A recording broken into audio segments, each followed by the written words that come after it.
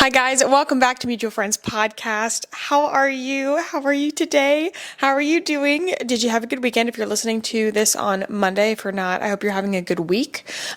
This is the episode right after Easter. So if you celebrated Easter, happy Easter, or just, regular happy Sunday for anybody who doesn't celebrate. This past weekend, we went to Hidden City Music Festival, and it was in Colombia, which seems kind of random. Like, I feel like Colombia is not a place where we see music festivals. It was my first music festival, and it was an EDM festival, so I think that's like more intense than the typical festival, I guess. And we went because DJ Diesel was the headliner, and if you didn't know, DJ Diesel is Shaq, as in Shaquille O'Neal. Like, when we saw that he was a DJ and that he was coming to Colombia, we're like, yeah, we're gonna have to get those tickets.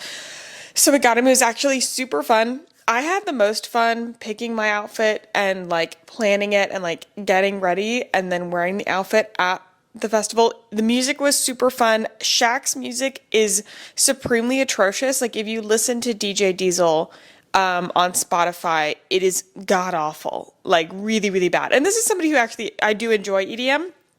It's horrible, but he was actually really good live. I really, really enjoyed it. And one thing, he's really, really big in middle fingers up, and he would like yell like middle fingers up, and I just am like, Shaq, you are like a grown man with like a lot of money. Why are we throwing our middle fingers up like we're like 14? I was like, why are we doing that? But yeah, the whole crowd like middle fingers up, whatever. And I'm just like, what are we middle fingering? Like, what's our beef? Because that just felt weird. And then he has a line, he says, "Where's my mosh pit?" And then like he had the crowd like start a tornado in the mosh pit. I was not in there. That sounded like a dangerous time. Joseph was part of that tornado. At that point, we had been there for several hours. Like, we got there at I think we got there at 4 and he went on at 9:30. And then he like kept going until 10:30. I really could have gotten there at like 5 or 6 and been a-okay. But because it was March, it was not too hot. It was actually really great. The UV was not too high, so we didn't even get sunburned. It was super, super nice. A very fun weekend. And then we woke up this morning, some of us doing better than others. I didn't drink very much, so I was good. But woke up, drove home, and we had Easter dinner at 2 p.m. Okay, here's the thing. I told Joseph that we were having Easter dinner at 2 p.m. and he was like, 2 p.m.? I was like, yeah, I know it's early, but that's like Southern dinner time. He was like, I have never heard of that. Like, my family does not do that. And then I took a poll and people were like, oh yeah, like when it's like a family dinner or like a holiday dinner, it's like 2, 3 p.m. And I'm like, yeah, Thanksgiving is always at 3 p.m. He was like, this is not, and he comes from a Southern family as well. He's like, my family did not do that. I was like, I think this is a very general Southern experience where it's like supper. Like, supper is at like 2 or 3. And if you're doing like a family holiday, you're eating at like 2 or 3. I'm not a fan. I don't agree with it. But it does allow for us to kind of like eat, and then my family drinks, so we'll like have drinks, and then we can kind of like keep going with the day, and you get home really early. Like, that part is nice, but having to have like a supper at 2 p.m., not so nice. But then you have like a second dinner like around 8, and you're feeling really, really good. And that comes from the leftovers of the supper. I'm pretty sure like the first meal, like, it's technically called supper, and then dinner is the second one. I'm not positive of that. You might want to look that up. But had a very early supper, dinner, what have you. And then I need to shout this guy out because, okay, hold on. So my family, we're all together in Somerville, which is like it's a little town inland from Charleston, a couple miles. And if you know Somerville, and if you don't, if you're just even around Somerville, you're going to go to the intersection of, I just looked it up, Boone Hill Road and Orangeburg Road. Yeah, I knew Orangeburg Road. I wasn't sure what the crossroads was.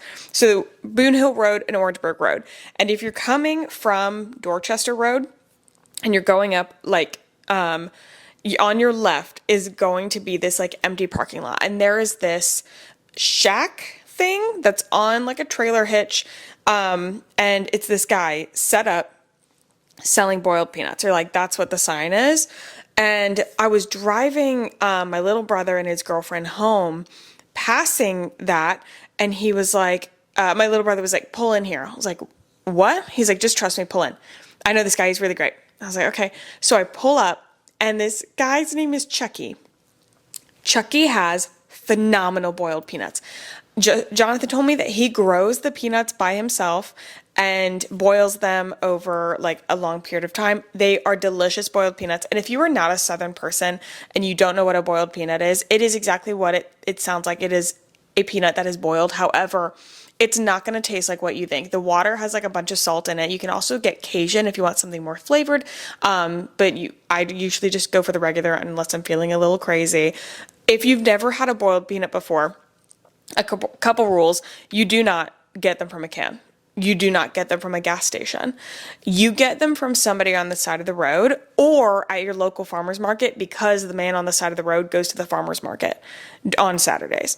That is who you get that from. So, man on side of the road, it made sense. These boiled peanuts were delicious. He also had jars of like pickled things. I picked up a jar of pickled okra, the spicy ones. They had like a habanero pepper in it, spicy okra. So good. And then Jonathan also got this bag of homemade chips. He made like garlic Parmesan chips. It was so good. And like he hands us the bag of boiled peanuts. It is a grocery bag that he just dumped the peanuts in. Not a grocery bag with like a bag in it. The grocery bag is the container for the boiled peanuts. Delicious. I got home, told Joseph. He was so excited we had boiled peanuts.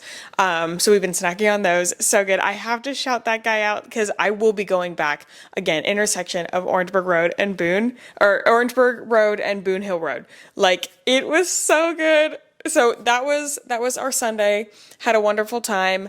And now I'm hanging out with you guys. Today we're going to be talking about adult friendships. And when we were in Columbia, I was spending time with the people that we call Squad. If you have not listened to the podcast before, if you have not heard me talk about Squad before, yes, I realize it's a dumb name, but we have not named it anything else, and it's been years, so we're just going to stick with it. Joseph and I met in 3rd grade. That's relevant because a lot of the friends that we have now, we also met that same year or in the years after. Like, we either met them in elementary school or middle school. We all went off and like did our own lives. We moved, we went to different places. We did not stay in the town where we all met, but somehow we all made it back to each other. Not even just like made it back to each other and we became friends again. We also married each other. So Joseph and I are married, Emily and David are married, and then Faith and Christoph are engaged. We've got many, many people who just somehow found their way back to a Fort Mill person. Fort Mill, South Carolina is where we all met. And then the guys stayed friends. So then the girls came in and now we all just hang out and we are all in each other's yearbooks. We've known each other for a very, very, very long time. And we all came together in college, sort of congregated. We've been in each other's weddings. These are what I would call like my core friend group. And then of course I have other friends out of that. I have best friends outside of that core group, friend group. But that's who I'm referencing when I reference Squad. And so this whole last weekend we were with, many members of Squad for the festival. It was super fun. So I thought that this would be a great time to be talking about adult friendships. I think adult friendships can be really hard. Finding meaningful friendships can be really hard. I've had some experiences lately that have not necessarily been positive, but I've been learning more lessons about friendships myself. So we're going to talk about that. But before we do that, of course, we have the top 3 stories for the group chat. We have 2 not so fun stories, so we're going to breeze through those, and then I ended it with a happy story because I did not want us to be on the negative side. So let's go into the group chat. First story, Gypsy Rose Blanchard announces her separation from husband after prison release. I didn't see this coming. I honestly, you guys know how I feel about the Gypsy Rose Blanchard thing. I think that the fame and how we put her on a pedestal as a culture and as an internet society was very, very weird. very weird. And I was like very happy to see her stepping away from that limelight. I think it's kind of all, I everything's definitely down. It seems that she's taking time to herself. But this is from popculture.com. Gypsy Rose Blanchard and her husband Ryan Anderson have split. Also, the way that they described her is very interesting. The 32-year-old subject of Hulu's The Act and HBO's Mommy, Dead and Dearest. I thought it was funny, interesting that that's how they're like, how are we going to introduce her? Oh, the subject of these films and TV shows. Interesting. Announced the breakup just 3 months after she was released from prison after serving 8 years in prison for her role in the murder of her mother, Dee Dee Blanchard, alongside then boyfriend Nicholas Godejohn? Not sure. Blanchard shared the news on her private Facebook account. People have been asking what is going on in my life. Unfortunately, my husband and I are going through a separation, and I moved in with my parents home down the bayou. She wrote, as per People, I have the support of my family and friends to help guide me through this. I am learning to listen to my heart. Right now, I need time to let myself find who I am.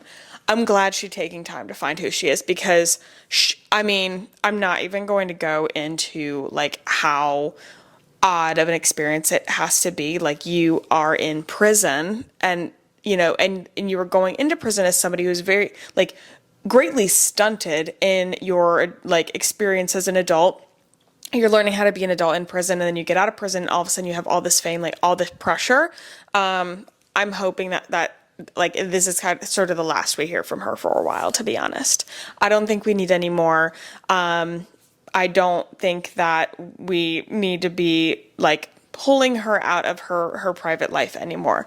Let her like home with her family, let her figure her life out. And I hope that is the last we hear about Gypsy Rose Blanchard for a while. Next story. So this is going off of the Nickelodeon documentary that has been going around. Zoey 101 star Matthew Underwood says he quit acting after his agent also, of course, we're going to be talking about let's pause real quick. We're going to be talking about the Nickelodeon documentary, not in great detail. We will be going over this story, but just keep that in mind if it does involve essay and child harassment and things like that. And so please keep that in mind. Why would anybody? But I don't do well talking about this subject. So we're not going to be talking about it at length if you are worried. We're just going to be going over this particular story. If you did watch Zoey 101, this is the guy who played Logan. So he quit acting after his agent allegedly assaulted him at 19. Matthew Underwood is opening it up about why he left behind his acting career. I'm so happy that this documentary is sort of opening the doors and we have a lot more actors coming out. I did see one actress come out saying, she had a quote saying that not all eggs are bad in Nickelodeon, which I'm sure that's true. She was also saying, of course, she believes the victims, but explained like why her experience was a little bit different. But I think this is an important subject to highlight. So the Zoey 101 star, who is now 33, shared a post on Instagram Friday in which he said that he was assaulted by his former agent, whom he does not name, when he was 19. The revelation was made amid the release of Quiet on Set, The Dark Side of Kids TV, a docuseries explaining the toxic behind-the-scenes culture on popular children's shows. So he explained in not great detail, based on this article, what happened. He just says that he was harassed and assaulted, by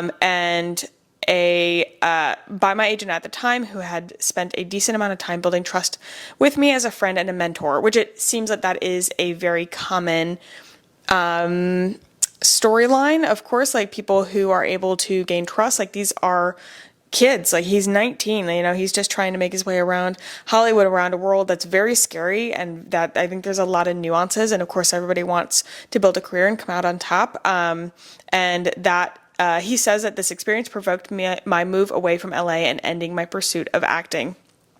So Underwood said, that he was sharing his story because many people have been blowing up my email and calling him a pedophile defender after the release of Quiet on Set, which features abuse allegations against Dan Schneider, who helmed Zoe 101. I imagine many of my friends in this business are being equally harassed if they aren't joining in the chorus. So I'm sharing this with hope that some of you can recognize that just because a person doesn't shout from the rooftops that pedophiles are bad or that people can suck, that does not mean they don't have their own reasons for staying silent, good reasons, personal reasons. I have extreme empathy for anyone who has been taken advantage of by the people that they trust. I hope they are all able to grow to love themselves and have great support from their family and friends in their journey of recovery. This is so... The fact that people are calling people who aren't speaking out pedophile defenders, you have no idea what somebody's going through. Like, you have no idea what experience somebody has had and if they are ready to talk about it.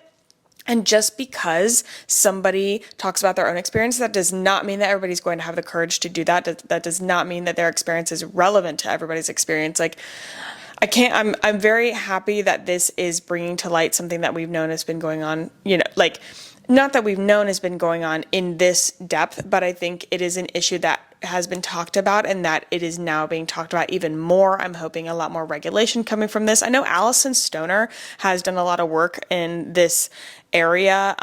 She's spoken about it a lot, and I'm sure she's done work elsewhere, but she's talked a lot about the dangers of kids on set and kids working in Hollywood. And of course, that's such a hard thing to balance.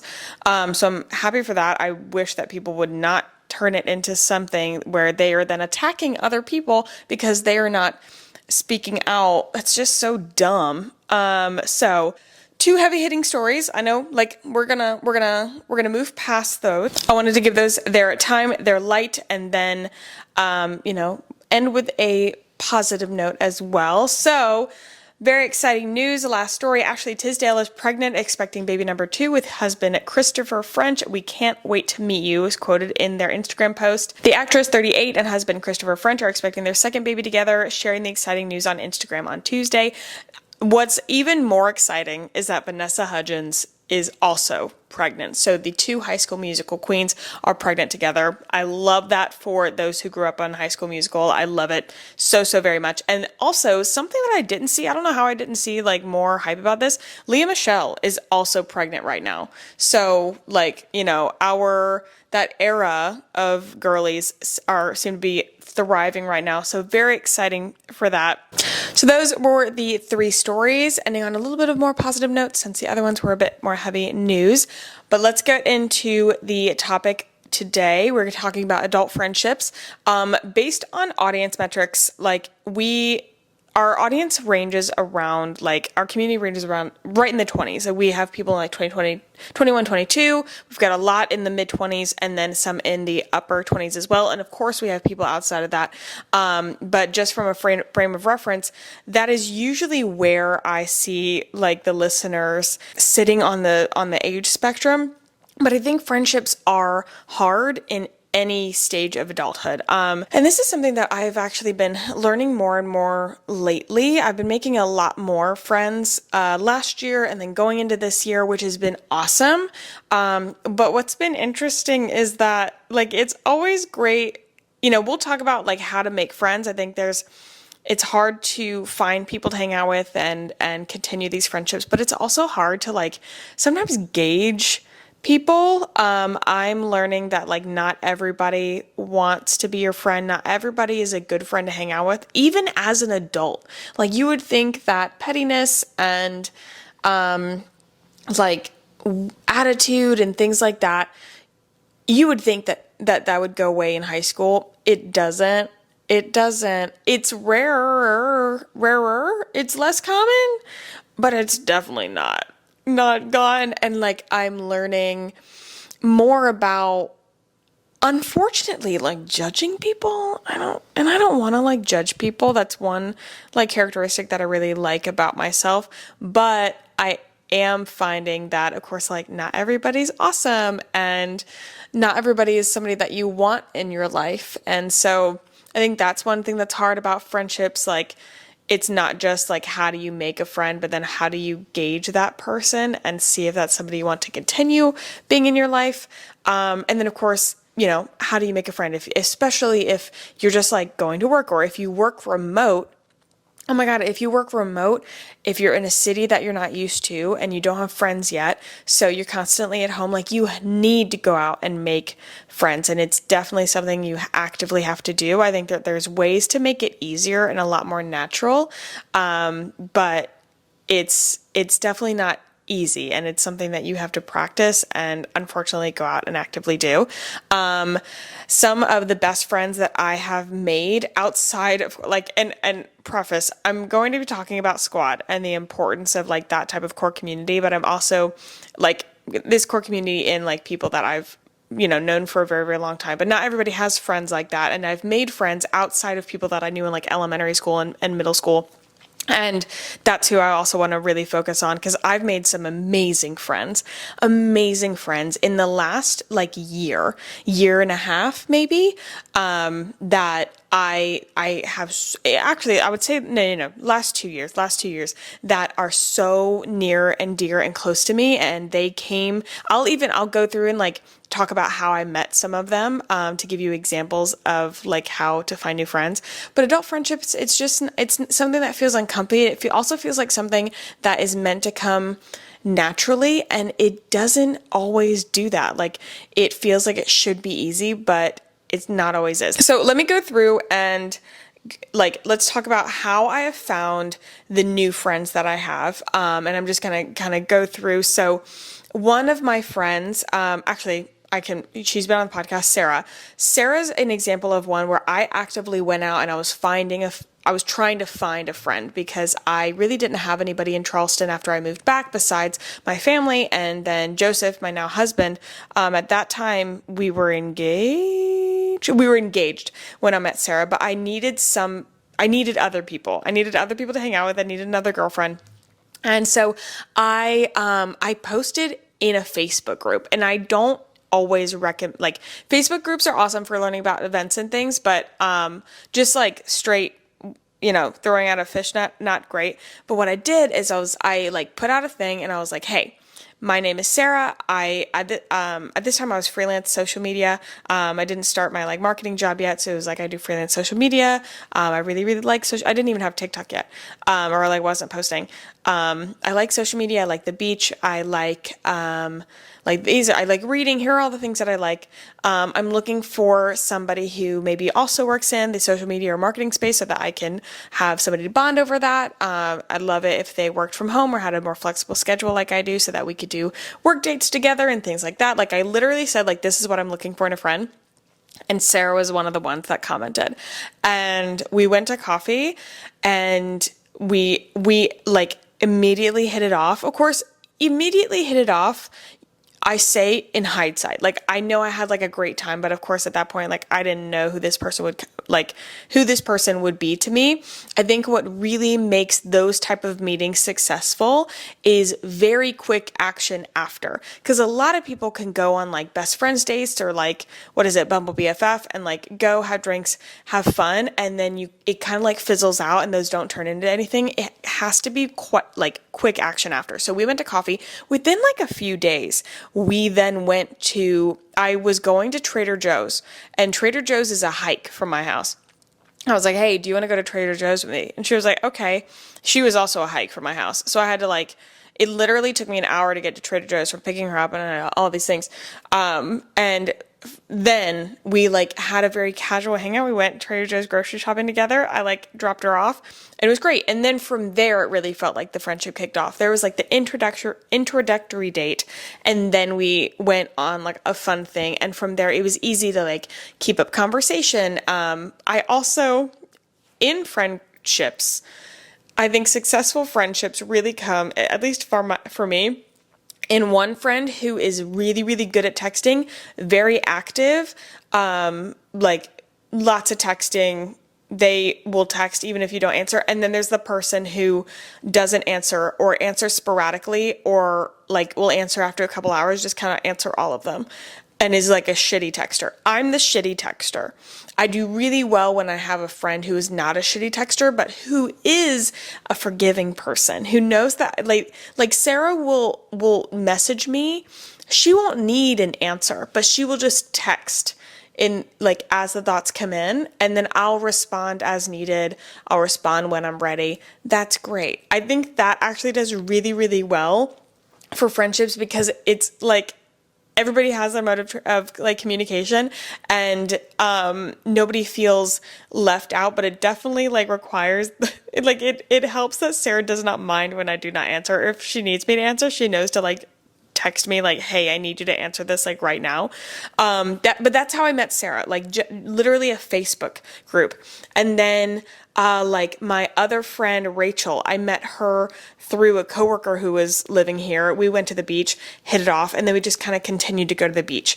I met my friend Laura Jane, who at a event in Charleston for the Charleston Diaries. If you follow Nicole, I was on her podcast. She's amazing. She was doing an event. I just sort of chatted with her. We exchanged numbers, and I'm trying to think. I think that Laura Jane, we went to dinner. We met, and then we decided we would go to dinner one night. It might have been the night of the event that we left the event and then went to a dinner. Or it was like a night after, I'm not really sure. But we met at the event. Again, we had a secondary like hangout right after, or like very soon after we went to a dinner. And then she invited me to her birthday party. So it's like these, these all happen within a couple weeks of each other. And so I think that solidifies that relationship in the beginning and is very, very helpful. We'll go into like tips on how to like make friends and how to go out and like solidify these friendships, where to find them and how to keep them, because I think how to keep the friendships is almost harder than how to find people or how to make friends. But I wanted to talk about like the importance of finding your core group. It's not something that I want you to put pressure on, but it is something that I just have found so much enrichment from having people around me who are like family. And this comes very easy for me. I realize that doesn't come easy for everybody. It comes very easy for me to bring people in and I automatically think they're family, but sometimes that relationship building takes a little bit more for other people, and that's totally fine. But I think it is very, very important to have friends in your life who are like family. Community is something that we both like, we put it on a pedestal, but then it often gets disregarded because we think of community now in terms of like a digital thing, which I'm chronically online. Like that is something I still very much what's the word? I literally cannot think of this word. Anyway, I put a lot of weight into a digital community, 100%. But the community around you, like literally the person, like we've got a friend that I had to go to get my car got towed and I needed to get there. My friend Sarah actually took me, and then we didn't feel safe, so I called him and I knew he would answer. I have so many people that I know would answer my call. And I just think life is like better lived when you're in a community. I think it's great to invite people over for dinner and not have to worry. Like you're not even like hosting a dinner. It's just like, hey, I'm cooking. I have extra food. Would you like to come over? It's, like FaceTiming friends when you are doing something or when you're working together, or maybe I FaceTime while I'm cooking a lot. So like FaceTime a friend when you're cooking, or somebody can, call you and be like, hey, we're going here. Do you want to go? And it's, hey, I'm out of sugar. I need you to bring me sugar. Hey, I am at the doctor. I need somebody to bring me to the doctor.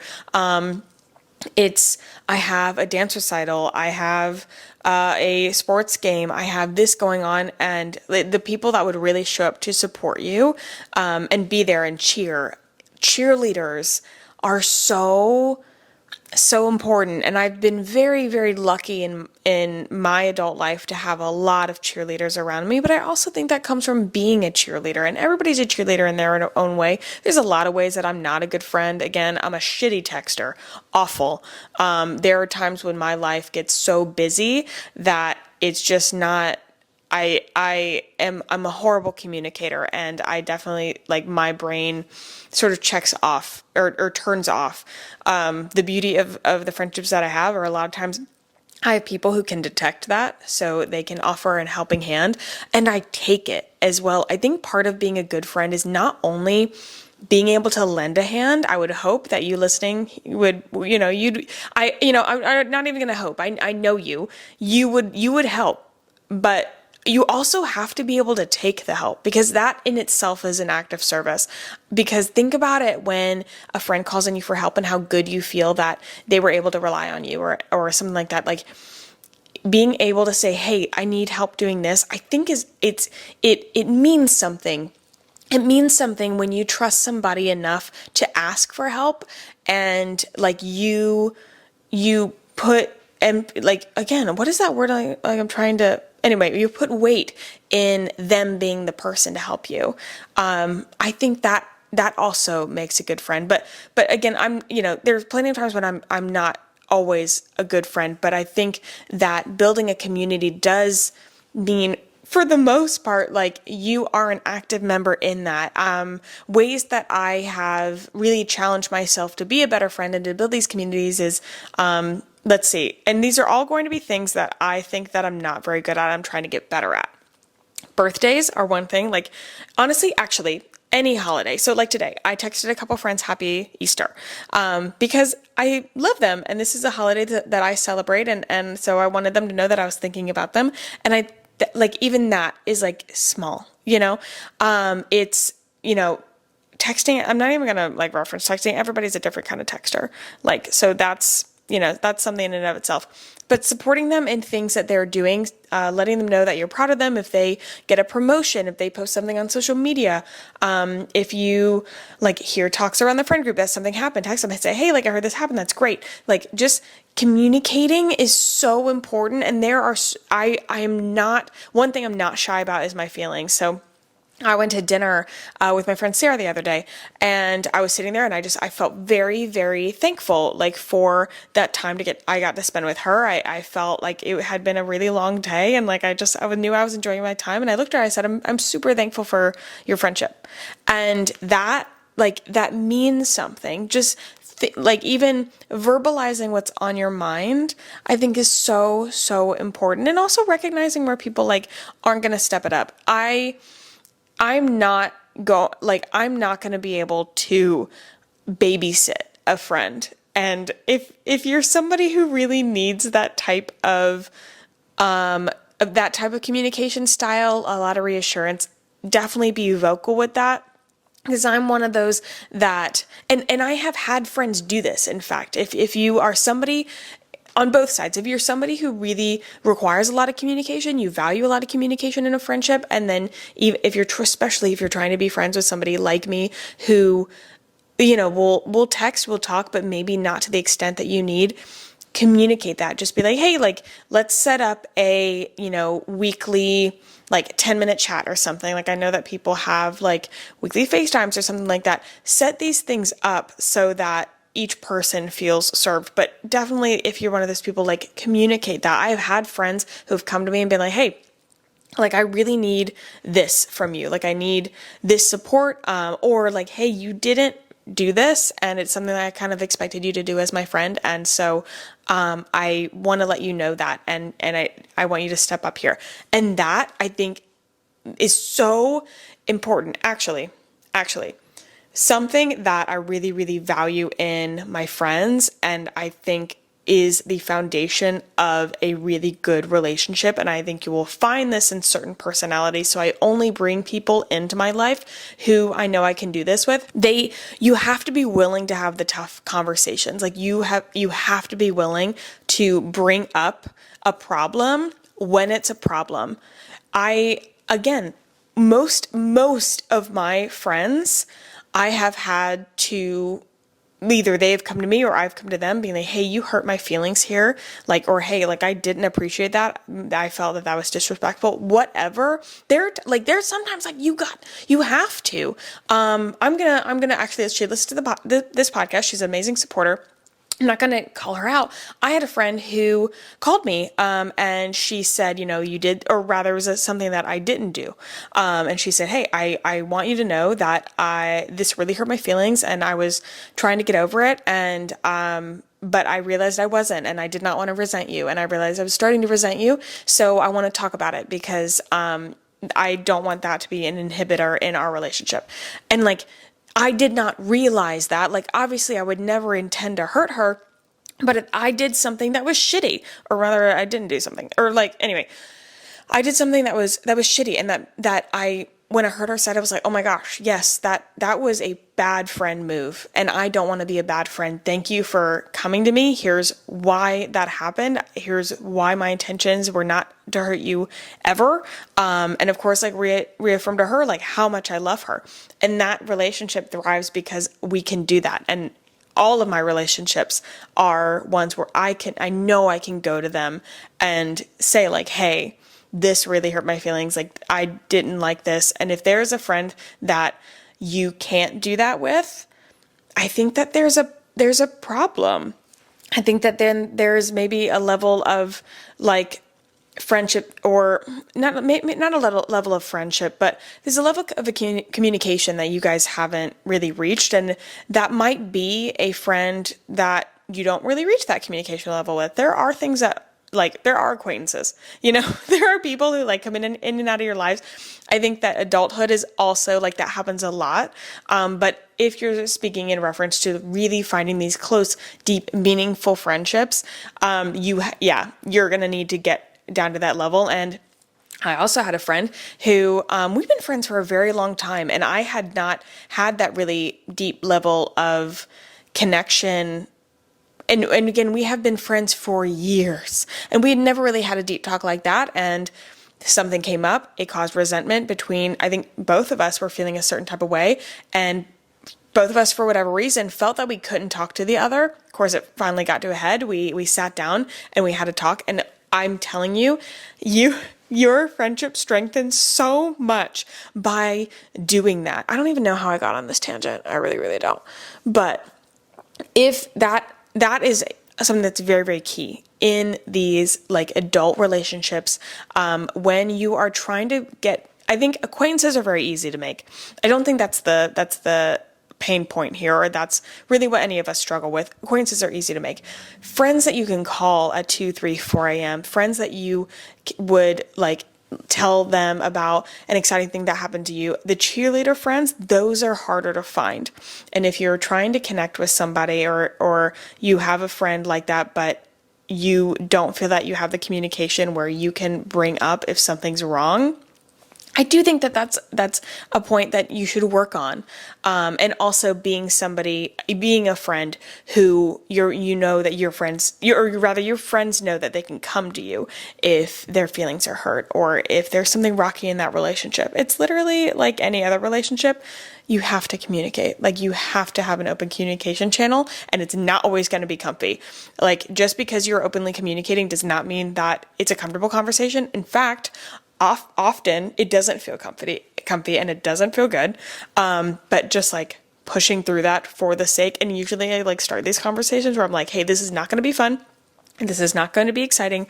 We're not going to have a good time talking about this, but we're talking about this because I value our friendship more than I value this, like, my comfort zone right now. Like, we're going to have to get a little bit uncomfortable to then go out the other side, and we're going to feel much more comfortable with each other, and it gets easier and easier every time. So, I wanted to talk about, let's go through a couple tips on how to make adult friends. One, something that I actually think is very like important is writing through the seasons of friendship. In adulthood, people are going off in like different areas of their life. A lot of times that people are going through life changes, especially if you're making friends who are like not in your age group, or people are in different ways. Like, we have friends who are still in school. We have friends who are married. We have friends who are not. Writing those seasons of friendship is really important. I have friends, I think especially like when we get to this age group, like there's friends who are having kids and friends who are not having kids. I think that's probably the biggest line of separation. And it's just writing these seasons out. Just because you maybe aren't as close with a friend right now doesn't mean that they're like completely out of your life or that they're unimportant. And I hope that both of you in the friendship understand that. And if you are the friend that's like kind of like distancing, that's okay. I think that we are always going to be going through seasons of life, and if you're, out of college or like basically out of school, everybody's doing so many different things that there's going to be natural seasons where people are more in, they're more out, people are more busy, they're less busy. You're going to hang out with people more, you're going to not hang out with as many people. Like, it's riding with those seasons and just being there, I think, is really important. That's how friendships like last a long time, because you are able to recognize that there is going to be seasons where you're going to talk every day, and there's going to be seasons where you don't, and that is totally okay. Either time, you can still be the 2 a.m. call, Next, if you are looking to go out and find friends, joining clubs or joining like events or joining any like communal gathering with people of like similar interests is going to help find those friends. Obviously, it's easier to talk to people when they have something in common with you. If there's an activity involved, you can kind of chat around the activity, exchange numbers, exchange Instagrams, talk a little bit, go to dinner. Like, especially if you're going to like event, like find people, see if you catch the vibe, go to dinner. That's how you solidify the vibe, and then like do another activity, see if that solidifies the friendship. If you want to continue being friends, if not, great, you have somebody's number, you have the Instagram, you drift off into the distance, that's totally fine. But that's sort of I would say, a really good formula. If you're going to a communal event, finding people, get their phone number, get their Instagram, go to dinner, go to lunch, go to coffee, something within a couple days of that happening, chat, learn about each other, have a great time. And then if you want to continue being friends, great. That's how I met Laura Jane. That's how I met a lot of people. And so that's a really, really great way to do that. Also looking at that from a perspective of Facebook groups. If you're in a new city, joining the Facebook groups that are doing the events around town or anything like that, being willing to go to these events by yourself. I've always found if I'm in a place by myself that I will like sort of walk around, catch a vibe. I will sort of know a fun group when I see one.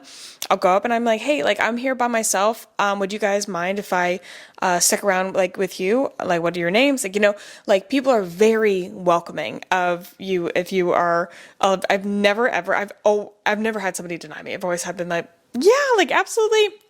Come on over. What's your name? And then we start talking and then we hang out and it's great. And like, do that once and the scaries will be over and you will have a great time. And that's a great way to meet friends. And if maybe you have another friend, you guys can go tag team it, whatever. Which brings me to another thing. I have met amazing friends through other friends, especially if you can find friends who are hosts. Either you can be, maybe you are the host or you find friends who are hosts. I love having friends. I think of it, I attract hosts. I really like to host, but I attract some wonderful, like Martha Stewart style hosts. And so then I get to be invited to their things where I meet their friends that then become my friends. And it's just a nice domino effect. If you don't have a host friend, you don't want to go out, host people in, have people bring a friend. You could host like a find a friend dinner party. But if you can make friends with hosts, they're the best because they're really good at gathering people. Even if you are not good at gathering people, but you can find people there. And a lot of times if you're already friends with somebody, it's almost like they're vetting the person for you. Like you already know that they're their friend and you like them. So you're probably going to like that person as well. Also, don't be afraid to do like the mundane activities with friends. Like, if you're going to the grocery store, like why don't you just do that together? I find that a good motto for friendship is just life is better together. So if you're going to do something, just inviting somebody to do it with you. You could be just cooking dinner at your house. Like you could be going for a walk, like all these little things.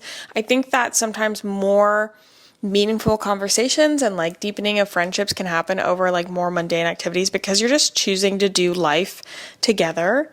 That's my favorite way. Hence, like having Sarah go to Trader Joe's with me, I guess I felt like that was a good idea. And now we've been friends for over 2 years now. I think we were going on our like 2-year friendship now, something along those lines. I think I might have that in my calendar. Not really sure. Anyways, I hope that this was a good episode. I thought that this was such a like fun topic to talk about, and also something that's really important, and I know that a lot of people struggle with.